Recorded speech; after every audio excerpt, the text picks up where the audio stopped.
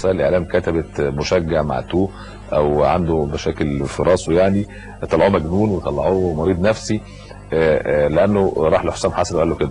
احنا كاميرا كوره اونلاين راحت لهذا المشجع وزارته وعشان نشوف مختل عقليا ولا لا. هو اسمه احمد عماد عبد الموجود، عنده 24 سنه، عامل بمخزن انابيب، متزوج وليه طفلين، يعني راجل زي الفل ما عندوش اي مشكله. بيقطن بحاره المروه بمركز صفت اللبن، بيعشق كره القدم لدرجه الجنون. اسرته بتقول انه بيتهرب حتى من شغله عشان يمارس كره القدم في مركز شباب صفت اللبن، بيرفض وصفه بالمختل عقليا وبيؤكد ان هو حلم حياته ان هو يبقى لاعب كره قدم ومهاراته، وشايف ان مهاراته بتؤهله لذلك. بيقول فجر مفاجاه حقيقيه هنقولها لكم هتتابعوها معانا في ختام التقرير. نشوف هذه الحكايه، الشاب الذي اقتحم مران نادي الزمالك، وفاصل وبعدين نرجع نشوف من الذي سيفوز بمسابقه انت الحكم.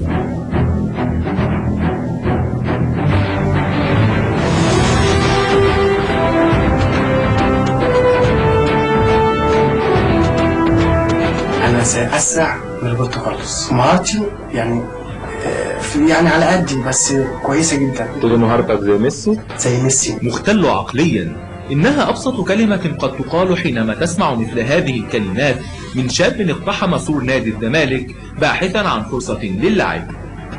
أحمد عماد عبد الموجود شاب يبلغ من العمر 24 عاما، يعشق الكرة إلى حد الجنون.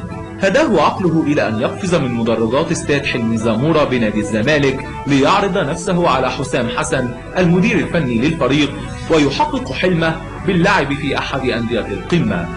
أنا بعت إيميلات كتير على موقع نادي الزمالك إن عايز ألعب كورة، وسجلت جوابات كتير في البوست عندنا في البلد بالبطاقة بتاعتي، بس محدش رد عليا. أنا كان قلبي بيدق قوي قبل ما أقتحم التمرين. تمام.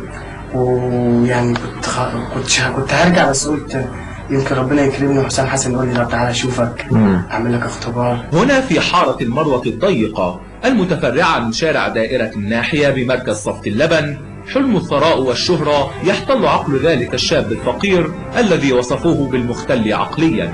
طموحي وده حلم حياتي من زمان، بس زي ما تقول بقى الحياة صعبة مع الناس الغلابة اللي زينا وقال عليها مختل عقليا. بالعكس انا بجد بلعب كورة كويس قوي من زمان وانا في مركز شباب صفت اللبن، ورحت كذا مرة عملت اختبارات كتير في السكة الحديد والمقاولين.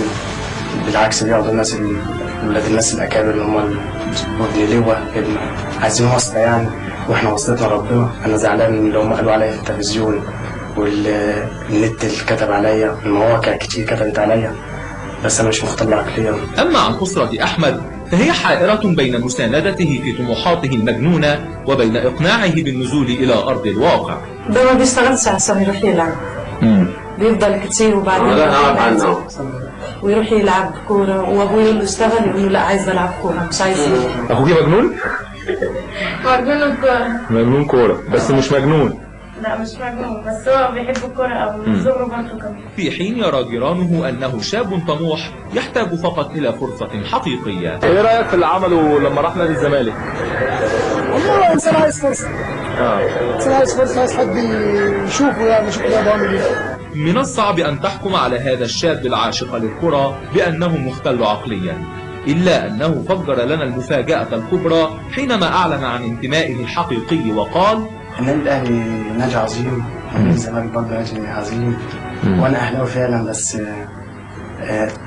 صعب إن أنا أوصل للنادي الأهلي. صعب. النادي الأهلي مثلا نادي كبير قوي. الزمالك مثلا واقع بقاله 5 سنين.